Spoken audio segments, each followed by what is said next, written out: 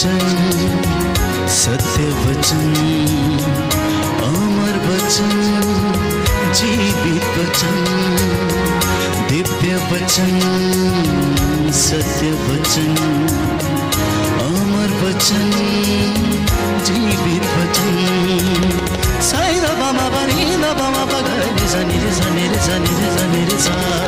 दिव्य वचन, सत्य वचन, अमर वचन, जीवित वचन, दिव्य वचन, दिव्य वचन।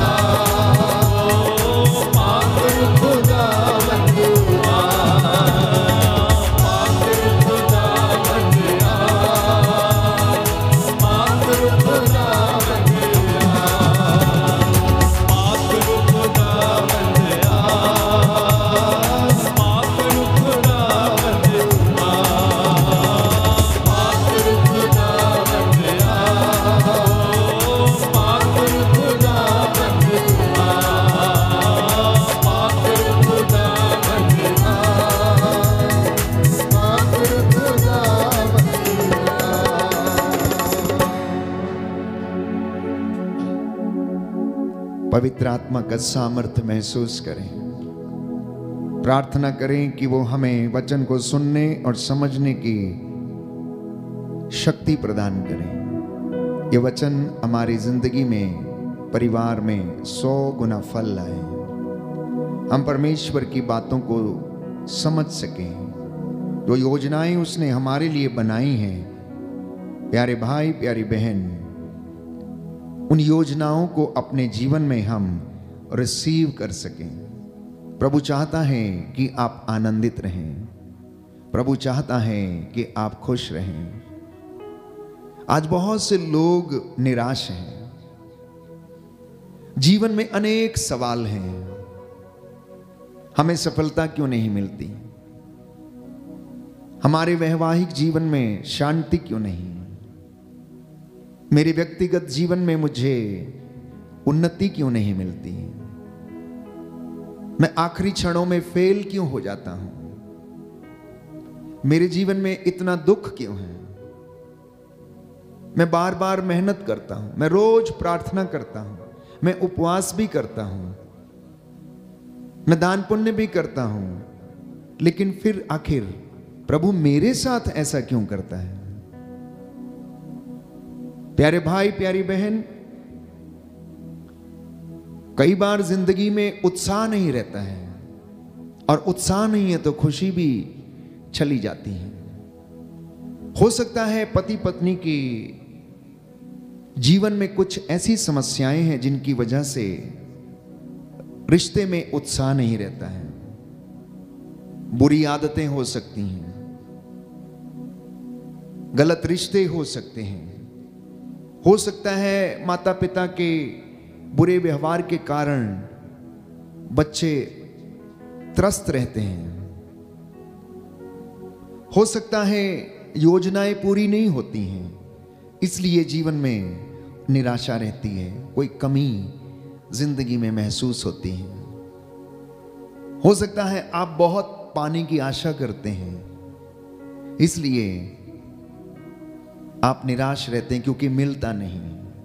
और यह भी हो सकता है आप आकर्षण के शिकार हैं। आपने किसी का सुंदर शरीर देखकर उसके साथ रिश्ता स्थापित करने की कोशिश की। अब शरीर तो ढलने लगता है, जैसे जैसे वो ढलता जाता है, सुंदरता शरीर की जाती है और आकर्षण खत्म होने लगता है। तमाम बातें हो सकती हैं प्यारे भाई और बहनों जिंदगी में, जिसके कारण इंसान अपने जीवन में निराशा को महसूस कर सकता है। तो आप सब काम करते होंगे, चर्च जाते हैं, वचन सुनते, सेवा करते, उपवास करते, दान पुण्य करते, साधनाओं में भाग लेते हैं, रिन्यूअल प्रोग्राम्स में भाग लेते हैं, आध्यात्मिक जीवन में आप बहुत रुचि लेते हैं, वचन पढ़ते हैं, बाइबल पढ़ते हैं, लेकिन फिर भी हो सकता है कि आप अपनी जिंदगी में निराशा महसूस करते हैं, दुख महसूस करते होंगे, कष्ट महसूस करते होंगे। दुख और पीड़ा आपकी जिंदगी में हो सकता है, जरूर होगा, हर एक की जिंदगी में, कोई भी इससे अछूता नहीं है। और बाइबल इसके विषय में हमें समझाती है कि दुखों में ही महिमा छाई है। यीशु मसीह ईश्वर का पुत्र था और इसके बावजूद उन्होंने ईश्वर की बराबरी नहीं की, बल्कि उन्होंने कष्ट सहा, उन्होंने दुख सहा, आत्मत्याग किया, उन्होंने क्रूस को अपने कंधों पर उठाया, मेरे और आपके पापों के लिए प्रायश्चित किया,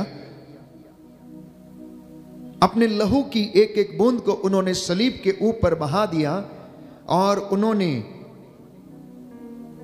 मानव जाति का मेल पिता ईश्वर से कराया, उन बंधनों से आजाद किया जिन बंधनों में हमारे पूर्वज आदम और हेवा पड़ गए थे। जिस प्रलोभन में पड़ के वो ईश्वर की महिमा से वंचित हुए थे, उस महिमा को हासिल करने के लिए यीशु ने इतना त्याग किया। और यदि आप इस तरीके का आत्मत्याग करने के लिए तैयार हैं, अपने क्रूस को उठाने के लिए तैयार हैं रोजमर्रा की जिंदगी में, अपने दुखों और कष्टों को आनंद के साथ सहने में तैयार हैं, तो मैं समझता हूं कि आप निराश नहीं होंगे, निराश नहीं होंगे। यीशु भी निराश हो सकता था, वो भी दुखी था, लेकिन निराश नहीं हुआ। गत्सेमनी बाग में औंधे मुंह होकर प्रार्थना करता रहा, यही कहता रहा, पिता यदि संभव हो तो ये दुख मुझसे हट जाए, ये दुख का प्याला मेरी जिंदगी से हट जाए, लेकिन मेरी इच्छा नहीं तेरी इच्छा पूरी हो। जिस मकसद से तूने मुझे इस दुनिया में भेजा है, मैं उस काम को कर पाऊं, बंदियों को रिहा कर पाऊं, दरिद्रों को सुसमाचार सुनाऊं, प्रभु के अनुग्रह का वर्ष में घोषित करूं।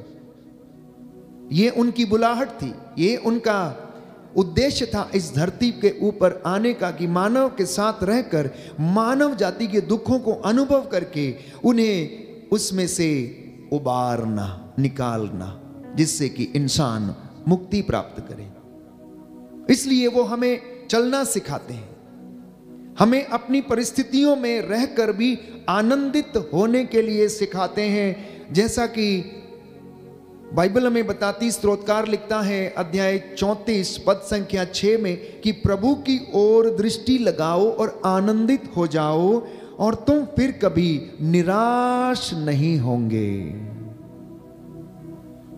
इंग्लिश की बाइबल में यदि पढ़ेंगे तो वहां पर लिखा है, look at the Lord and be radiant.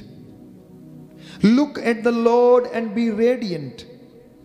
उसने हमें उदाहरण दिया है, उसने हमें करना सिखाया, केवल बोलना नहीं। उन्होंने केवल बोला नहीं, अपनी जिंदगी में उन्होंने उस काम को किया। जो जो शिक्षा उन्होंने दी, उस शिक्षा को उन्होंने अपने जीवन में चरितार्थ किया। और यह काम वो तभी कर पाए क्योंकि वो पिता से कनेक्टेड थे, जुड़े रहते थे। पवित्र आत्मा उन्हें सामर्थ्य प्रदान करता था। इसलिए आज यदि आप लोग निराश हैं तो मेरी आपसे एक सलाह है, विनती है प्रभु की ओर से, जैसा कि वो हमें आमंत्रित करता है। हमने गीत गाया, यीशु बुलाता तुम्हें बड़ी चाह से, बड़े प्रेम से अपने बाहों में लेने के लिए, गले से लगाने के लिए। तो फिर तुम निराश क्यों होते हो? वो तुम्हारी चिंता करता है। और यदि कोई विश्वास नहीं करता है तो प्यारे भाइयों और बहनों, वो अपनी जिंदगी में अवश्य दुखी रहता है। इसलिए बाइबल हमें समझाती है, रोमियो के पत्र अध्याय 8 में हम पढ़ते हैं, प्रभु का वचन हमें बताता है कि वो प्रभु हमें आशीष प्रदान करता है। Hallelujah, hallelujah, hallelujah, hallelujah. यीशु की स्तुति हो, यीशु की स्तुति हो, यीशु को धन्यवाद, यीशु को धन्यवाद, यीशु की आराधना हो, यीशु की आराधना यीशु हो, की महिमा हो, यीशु की महिमा हो, यीशु को धन्यवाद, यीशु को धन्यवाद। Hallelujah, hallelujah, hallelujah, hallelujah, hallelujah, hallelujah, hallelujah, hallelujah, hallelujah, hallelujah, hallelujah. Hallelujah. Yohan का सुसमाचार, क्षमा चाहूंगा, योहन का सुसमाचार अध्याय 8 पद संख्या 24 और उससे आगे।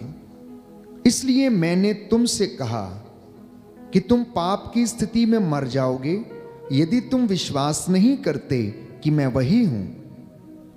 तो तुम पाप की स्थिति में मर जाओगे, कहता है ये बातें मैं तुम्हें इसलिए कह रहा हूं जिससे कि तुम मेरे आनंद के भागी बन जाओ। और यदि तुम विश्वास नहीं करते तो तुम पाप की स्थिति में मर जाओगे। मैं तुमसे फिर कहता हूं, यदि तुम विश्वास नहीं करते तो तुम पाप की स्थिति में मर जाओगे। इसलिए जो मुझ में ईमान लाता, जो मुझ में विश्वास करता है, वो अंधकार में नहीं भटकेगा, वो दोषी नहीं ठहराया जाएगा, वो उद्धार पाएगा। ये आज के इस पवित्र दिन में प्रभु हम सभी लोगों को संदेश देना चाहता है कि निराश हो, दुखी हो, कष्ट में हो सकता है आपकी किसी गलती के कारण, तो प्रभु कहता है तुम मेरे पास आओ, हम एक साथ बैठें और विचार करें। तेरी गलतियां, कमजोरियां मैं सब जानता हूं, मैं तेरे हृदय की थाह लेता हूं, तुम मुझसे छिपा रह नहीं सकता है। इसलिए स्तोत्रकार कहता मैं कहां जाऊं, 139 अध्याय में मैं कहां जाऊं, अपने आप को कहां छिपाऊं? बादलों पर चढ़ता हूं तो तू वहां है, अधलोक में उतरता हूं तो तू वहां है, पर्वतों पर चढ़ता हूं तो तू वहां है, समुद्र की गहराइयों में छिप जाऊं तो तू वहां है, सब जगह है। इसलिए इंसान ईश्वर से छिप नहीं सकता। ये जब जब वचन आप पढ़ेंगे तब तब हमें ये याद दिलाएगा हमारी कृपा के स्तर के विषय में, हमारी कमियों और कमजोरियों के विषय में, हमारे विश्वास के विषय में, हमारे आत्मविश्वास के विषय में, हमारे आध्यात्मिक जीवन के विषय में, हमारे दाम्पत्य जीवन के विषय में, पुरोहिताई बुलाहट के विषय में। आप जिंदगी के किसी भी विषय पर मनन चिंतन करें और इस बाइबल को खोलें तो ये बाइबल आपको उस विषय पर ज्ञान देगी। प्यारे भाई और बहनों, चाहे आप नेता हो, चाहे आप दंपति हो, पति पत्नी हो, चाहे आप नवयुवक युवती हो, चाहे आप धर्म संगी व्यक्ति क्यों ना हो, चाहे आप पुरोहित ही क्यों ना हो, जो व्यक्ति इसे विश्वास के साथ पढ़ेगा और स्वीकार करेगा, ये पवित्र वचन हमें उसी बात के विषय में ज्ञान देगा। Hallelujah, hallelujah, hallelujah. हालेलुया। यीशु की स्तुति हो, यीशु की यीशु स्तुति को हो, धन्यवाद, यीशु को धन्यवाद, यीशु की आराधना हो, यीशु की आराधना यीशु हो, की महिमा हो, यीशु की महिमा यीशु हो, को धन्यवाद। यीशु को धन्यवाद। Hallelujah, hallelujah, hallelujah, hallelujah, hallelujah. Hallelujah. तो क्योंकि हम अपना आनंद इधर उधर खोजते हैं, इसलिए हम दुखी रहते हैं, क्योंकि वो इधर उधर तो मिलता नहीं है। कुछ लोग नशे में अपना आनंद खोजते हैं, तो कुछ लोग आजकल जो बच्चे हैं, नवयुवक युवतियां हैं, वीडियो गेम में अपना आनंद खोजते हैं, तो कुछ लोग सांसारिक चीज़ों में, भौतिक चीज़ों में आनंद खोजने की कोशिश करते हैं, लेकिन मिलता नहीं है, मिलता नहीं है।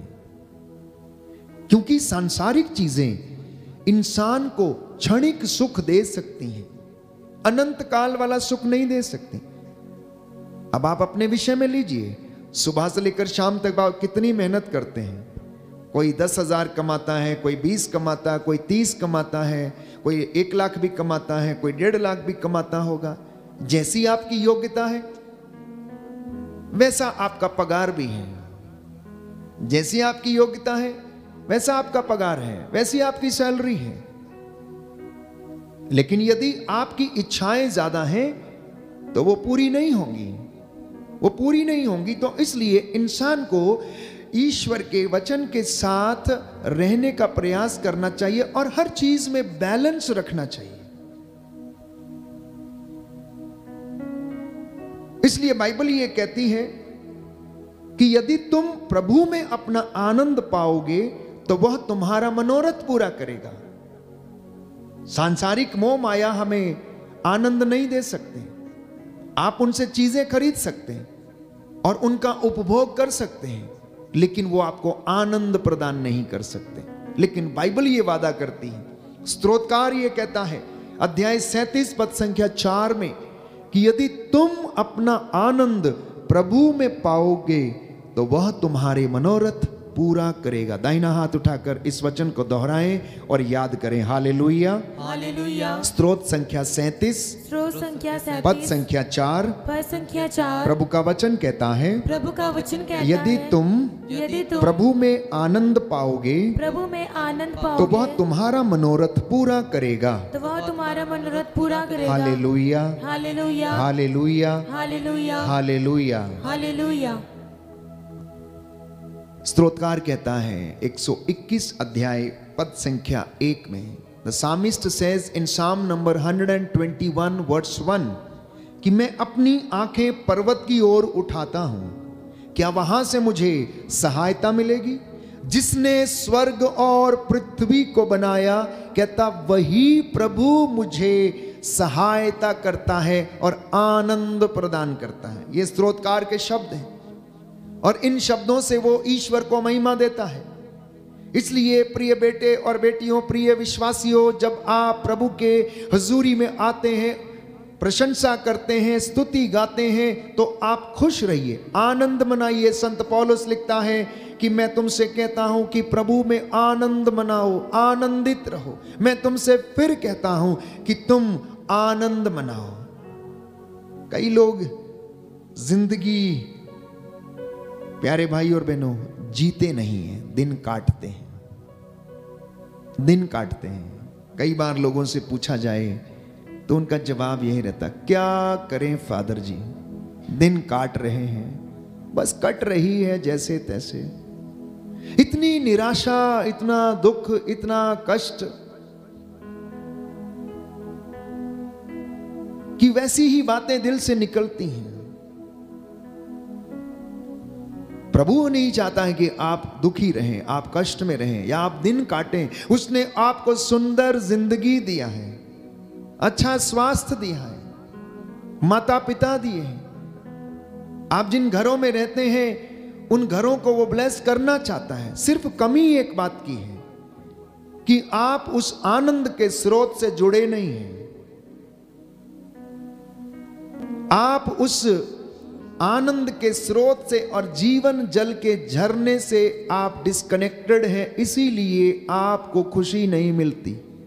बाइबल कहती है तुम रोटी खाते हो लेकिन तुम्हारा पेट नहीं भरता, पीते हो लेकिन प्यास नहीं बुझती है, क्योंकि तुम लोगों ने संजीवन जल के झरने को त्याग दिया है और अपने लिए ऐसे रसकुंड बनाए हैं जिनमें दरारें हैं और उनमें रस नहीं रुकता है। कहने का तात्पर्य यह है, मेहनत करते हो, कमा कर लाते हो, घर की तिजोरी में आता भी है लेकिन रुकता नहीं है। क्यों? क्योंकि इंसान ने अपने लिए ऐसे रसकुंड बनाए हैं जिनमें दरारें हैं, जिनमें दरारें हैं। इसलिए प्यारे भाइयों और बहनों, एक मसीही विश्वासी को दुख और कष्ट में परमेश्वर की शरण लेनी चाहिए। जब दुख बढ़ जाए, प्रार्थना बढ़नी चाहिए। परिस्थितियां विषम हो, प्रार्थना बढ़नी चाहिए। आपके घर में किसी बात को लेकर मनमुटाव होता है तो उस परिस्थिति से आप हट जाइए, झगड़ा करने की नौबत नहीं आएगी।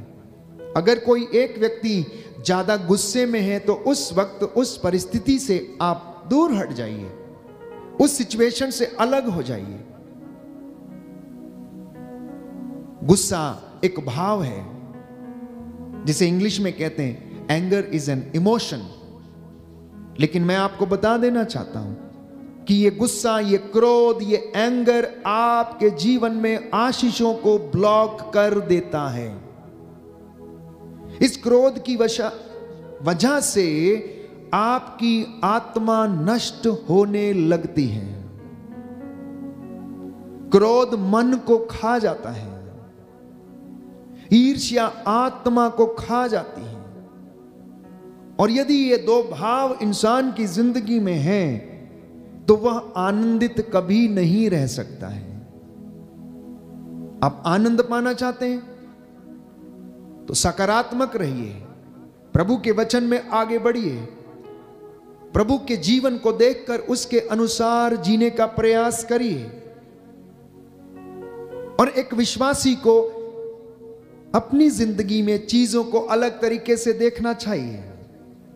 उसे यीशु पर भरोसा रखते हुए उसके उदाहरण को अपनी जिंदगी में लागू करने की आवश्यकता है। आपके सवालों के जवाब प्रभु में खोजना, वो आपको जवाब देगा, वो आपसे बातें करेगा। जब भी आपकी कोई समस्या है तो उसकी हुजूरी में बैठना, वचन को सुनना, पढ़ना। दुनिया आपके सवालों के जवाब नहीं दे सकती है। अगर वो देंगे भी तो सब भ्रमित करने वाले सवाल होंगे और जवाब होंगे। कोई आपके घर में आता है और आपको बोलकर चला जाता है, आपके घर में ऐसा है, आपके घर में वैसा है, आपके घर में यह कर दिया गया है, आपके घर में इस प्रकार का प्रकोप चल रहा है। आप ऐसी परिस्थिति में क्या करते हैं? आप ऐसी परिस्थिति में क्या करते हैं? कुछ लोग कहते हैं फादर जी क्या करें, करना ही पड़ता है और कोई रास्ता ही नजर नहीं आ रहा था।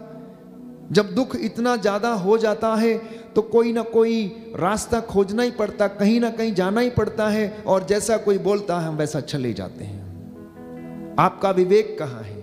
आपके संस्कार कहाँ हैं? आपका विश्वास कहाँ है? क्या आपका विश्वास इतना कमजोर है कि आपको कोई भी आकर मन गढ़ंत या भ्रामक शिक्षा देगा तो आप उसमें अपने विश्वास से विचलित हो जाएंगे? अगर आप ऐसा होंगे तो आपकी जिंदगी में शांति नहीं रहेगी, आप भटकते रहेंगे। इसलिए आप खुद ईश्वर के वचन को सुनना, समझना और उस पर भरोसा करना, दुख और कष्ट में आग्रह के साथ प्रार्थना करना। प्रेरितों का कार्यकलाप अध्याय 12 यदि आप खोलेंगे पद संख्या 5 में, तो प्रेरित लोग आग्रह के साथ प्रार्थना कर रहे थे। प्यारे भाई और बहनों, लिखा है प्रेरितों का कार्यकलाप अध्याय 12 पद संख्या 5, जब पेतरुस पर इस प्रकार बंदी गृह में पहरा बैठा हुआ था तो कलीसिया उसके लिए आग्रह के साथ ईश्वर से प्रार्थना करती रही। प्रभु के दास जो वचन सुनाया करते थे, उसके विषय में साक्ष्य दिया करते थे। पेतरुस की जब गिरफ्तारी हो गई तो उसको बंदी गृह में डाल दिया गया और उसके ऊपर इतना बड़ा पहरा बिठाया गया, प्यारे भाइयों और बहनों, जैसे कि पेतरुस ने बहुत ज्यादा बड़ा अपराध किया है।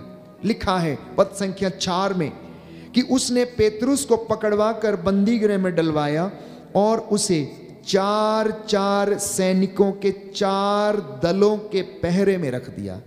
4-4 सैनिकों के 4 दल, मतलब कितने हो गए? 16 व्यक्तियों का पहरा पेतरुस के ऊपर बिठाया गया।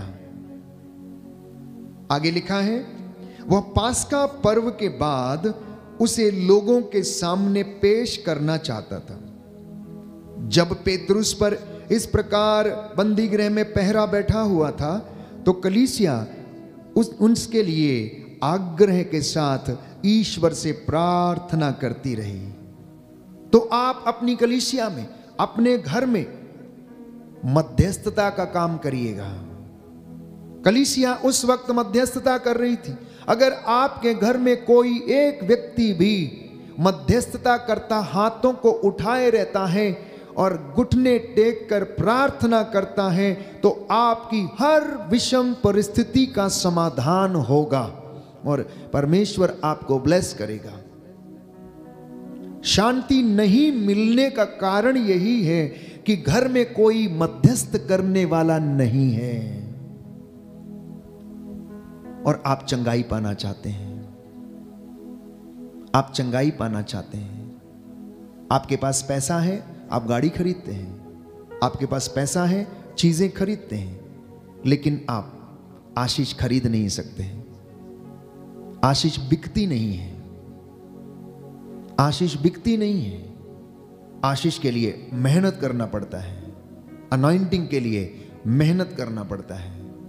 और जब आप मेहनत करेंगे प्रियजनों, तो वो आपको ब्लेस करेगा और आशीष प्रदान करेगा। आप आनंदित होंगे। आपका काम में वो आपको बरकतें देगा। आपके बच्चों को ब्लेस करेगा। आपके बच्चे जो पढ़ाई के क्षेत्र में आगे बढ़ना चाहते हैं, वो उन्हें ब्लेस करेगा। अगर आपको कुछ करना है तो अपने बच्चों के लिए हाथों को उठाकर, घुटना टेक कर सुबह भोर में प्रार्थना करने की आवश्यकता है। शाम को मध्यस्थता करने की आवश्यकता है। बच्चों के और अपने परिवार के, खानदान के पापों के लिए प्रायश्चित करने की आवश्यकता है। कोई एक व्यक्ति घर का सच्चे हृदय से सच्चा आराधक बनकर अपने और अपने गुनाहों के लिए, अपने परिवार के गुनाहों के लिए प्रायश्चित कर सकता है और आप देखेंगे कि आपके घर में आशीषें और बरकतें आएंगी। आशीष और बरकत का मतलब क्या है? ब्लेसिंग्स का मतलब क्या है? ब्लेसिंग्स का मतलब सिर्फ इतना नहीं कि आपके घर में सब चीजें हैं तो परमेश्वर ने आपको बहुत ब्लेस किया है। अच्छी बात है, आपके घर में सब कुछ है, आपको किसी चीज की परवाह नहीं है, पर हो सकता है आपके घर में नींद नहीं है। हो सकता है आपके घर में लड़ाई झगड़ा बहुत है। हो सकता है आपका बेटा आपकी बात नहीं मानता है।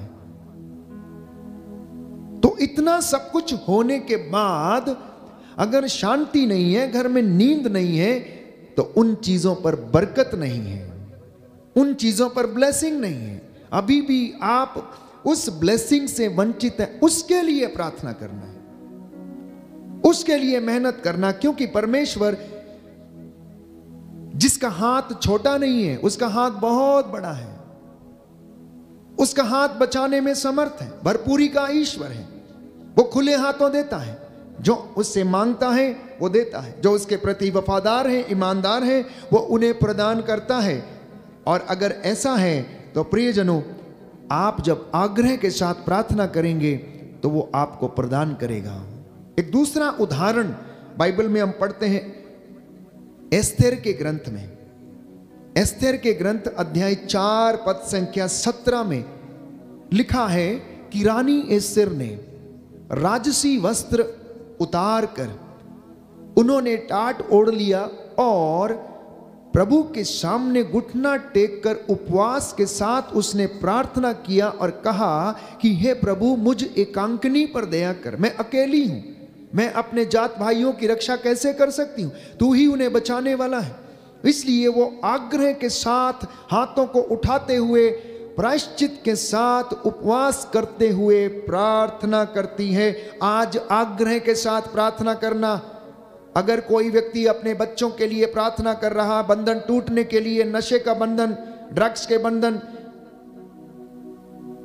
मोबाइल की लत लग गई है बच्चों को, उसका बंधन है, अगर आप इन तमाम बातों के लिए प्रार्थना कर रहे हैं तो बंधन तोड़ने के लिए आज आग्रह के साथ प्रार्थना करना। You will see the Lord working in your life, you will see the bondages will break from your life, you will witness that the bondages will break from your family. आपके दाम्पत्य जीवन से बंधन टूटेंगे प्यारे भाइयों और बहनों। नवयुवक युवतियां जो मात्र आकर्षण के शिकार हैं और अपनी जिंदगी बर्बाद किए हुए हैं, शारीरिक आकर्षण के कारण वो अपनी पढ़ाई लिखाई सब कुछ खो चुके हैं, उनकी स्मरण शक्ति जाती रही है, क्योंकि उनका अधिकांश समय प्यारे भाइयों और बहनों आकर्षण के कारण ऐसी बातों में गुजरता है कि वह अपने संगी साथियों मित्रों से सिर्फ बातचीत करते रहते हैं, पढ़ाई करना भूल जाते हैं। पढ़ाई करने बैठते हैं तो मोबाइल, याद करने बैठते हैं तो मोबाइल, कुछ भी काम करने बैठते हैं तो मोबाइल, खाते समय बैठते हैं तो मोबाइल। ये मोबाइल आपकी याददाश्त कम कर देगा, ये आपकी वोकैबुलरी खत्म कर देगा, ये आपकी पढ़ने की आदत खत्म कर देगा, ये आपके रिश्तों को खत्म कर देगा और आप एक आभासी दुनिया में जीने लगेंगे। You will live in a virtual world. इसीलिए कुछ लोगों के जीवन में समस्या है, वो लोगों से मिल नहीं सकते, वो भीड़ में रह नहीं सकते हैं, वो अपने मोबाइल से ज़्यादा प्यार करते हैं, मोबाइल में 1000 लोगों से इंटरेक्ट करते हैं, लेकिन अपनी वर्तमान जिंदगी में वो एक व्यक्ति 2 व्यक्तियों का सामना करने में असमर्थ रहते हैं, बातचीत करने में असमर्थ रहते हैं। इसलिए नौजवान बेटे और बेटियों, आप समझिए कि आज दुनिया जिस आभासी जिंदगी में जीवन बिता रही है, ये उनके लिए बहुत हानिकारक, आपके लिए बहुत हानिकारक है। इसलिए इन तमाम बातों से आज़ादी पाने के लिए, छुटकारा पाने के लिए प्रार्थना करने की आवश्यकता है, क्योंकि बाइबल कहती है, वचन हमें बताता है, प्रभु ने आपके लिए योजना बनाई है, आपके हित की योजना है। और अगर नौजवान ये सोचते हैं कि अभी तो हम जवान हैं, अभी तो हमारा समय नहीं आया, अभी तो हमारा खेलने कूदने का समय है, अभी तो हमारा मौज मस्ती करने का समय है, मम्मी आप प्रार्थना करो, पापा आप करो, हम बाद में कर लेंगे, जब हमारा समय आएगा तब हम कर लेंगे।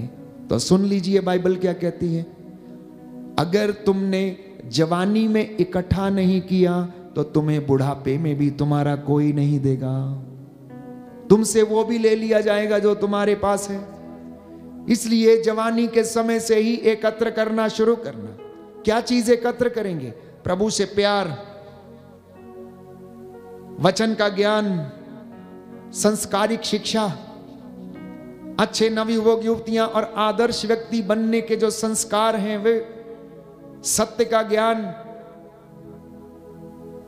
ईश्वर का अनुभव, इन्हें बचपन से ही प्रियजनों करते चलते जाइए और अपनी जिंदगी में एकत्र कीजिए। आप नौजवान युवक युवतियों का और बच्चों का की जो अवस्था है वो है अपने भविष्य को बनाने के लिए उन चीजों को एकत्र करना, सबसे ज्यादा ज्ञान बटोरना, सत्य का ज्ञान, पवित्र शास्त्र का ज्ञान, जिस परमेश्वर की आप आराधना करते हैं उसका ज्ञान, कि वो आपको कितना प्रेम करता है, वो आपको कितना चाहता है, वो आपको कितना ब्लेस करना चाहता है। कई बार नौजवान युवक और युवतियां सोचते हैं 2 घंटे आराधना में बैठना ये समय जाया करना है। नहीं, मित्र के साथ 4 घंटे सीढ़ियों पर बैठेंगे, बिताएंगे, लेकिन प्रभु के पास नहीं। मेरी एक बात और याद रखना, मित्र आपको तब तक पूछेगा जब तक आप उसके लिए कुछ करते रहेंगे, खर्च करते रहेंगे या देते रहेंगे। वो जब तब तक आपको पूछेगा जब तक आपके पास पैसा है, उसके बाद नहीं पूछेगा। एक दिन जरूरत पड़ने पर आप उसे पूछ के देख लीजिए कि वो आपको देगा या नहीं, जरूरत में आपके काम आएगा या नहीं। तो एक विश्वासी जब प्रभु के साथ जुड़ जाता है तो वह प्रभु से अलग नहीं रह सकता है। बपतिस्मा संस्कार के द्वारा उसका संबंध पक्का हो जाता है और हम अपने बातों के द्वारा, आध्यात्मिक जीवन के द्वारा उस प्रभु को हम प्रसन्न करते हैं। ऐसा सोचना कि अभी मुझे आध्यात्मिकता की आवश्यकता नहीं, ये गलत धारणा है। ऐसा सोचना कि हम बाद में करेंगे, बाद में कुछ नहीं होता। जिस अवस्था में जो चीज आपको करनी है उसे ईमानदारी से करें। बच्चे पढ़ाई लिखाई करें, नवयुवक युवतियां अपने कॉलेजेस में डिग्री के लिए तैयारी करें और अपने फ्यूचर की नींव को अच्छी तरह डालें और प्रभु में आनंदित रहें। ये आज प्रभु आपको शिक्षा दे रहा है। और एक विशेष बात मैंने कही, इन सब के लिए आपके घर में आपके मम्मी पापा मध्यस्थ बने या आपके घर में कोई एक व्यक्ति मध्यस्थता का काम करे, जिससे कि परमेश्वर अपने स्वर्गीय भंडारों से आपको ब्लेस करे और उन्नति प्रदान करे। याद रखना, पैसा होना काफी नहीं, बिस्तर होना काफी नहीं, पलंग होना काफी नहीं, गाड़ी मोटर होना काफी नहीं। इन सब चीजों पर ईश्वर का आशीर्वाद होना जरूरी है और तभी आप आनंदित रह सकते हैं। क्योंकि बाइबल में लिखा है, प्रभु यीशु ने कहा योहन के सुसमाचार अध्याय 15 पद संख्या 5 में, मुझसे अलग रहकर तुम कुछ भी नहीं कर सकते। दाहिना हाथ उठाकर वचन दोहराएंगे, हालेलुया हालेलुया हालेलुया। हालेलुया। प्रभु यीशु कहते हैं, प्रभु यीशु कहते हैं, मैं सच्ची दाखलता हूँ मैं सच्ची दाखलता और तुम हूँ डालियां हो, और तुम डालियां हो। मुझसे अलग रहकर मुझसे अलग तुम रहकर कुछ भी नहीं कर सकते। तुम कुछ भी नहीं कर सकते। Hallelujah hallelujah hallelujah hallelujah hallelujah. Hallelujah. तो आग्रह के साथ प्रार्थना करना, ये आपको ऊर्जा प्रदान करेगी, ये आपके अंदर एक सामर्थ्य पैदा करेगी, आपके अंदर एक आत्मविश्वास पैदा करेगी। बिना प्रार्थना के जीवन नीरस है, बिना प्रार्थना के जीवन नीरस हो जाएगा, बिना प्रार्थना के जीवन जोखिम में पड़ जाएगा। जिस विश्वासी के घर में प्रार्थना नहीं है उनका जीवन बहुत जल्दी जोखिम में पड़ जाएगा और वे लोग विचलित हो जाएंगे। धनी माता पिता जिनके पास समय नहीं है प्रभु को देने के लिए, वो बहुत ज्यादा जोखिम उठाते हैं, बहुत ज्यादा जोखिम उठाते हैं। इसलिए प्रियजनों, हम प्रार्थना करें, प्रभु आपको आनंद प्रदान करना चाहता है।